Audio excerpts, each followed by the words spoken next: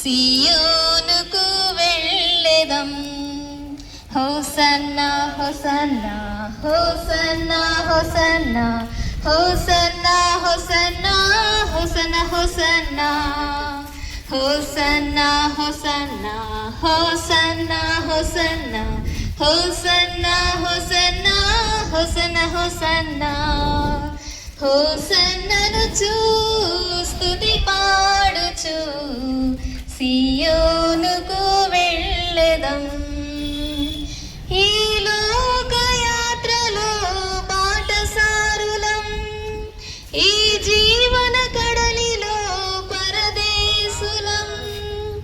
ఈ లోకయాత్రలో బాటసారులం, ఈ జీవన కడలిలో పరదేశులం.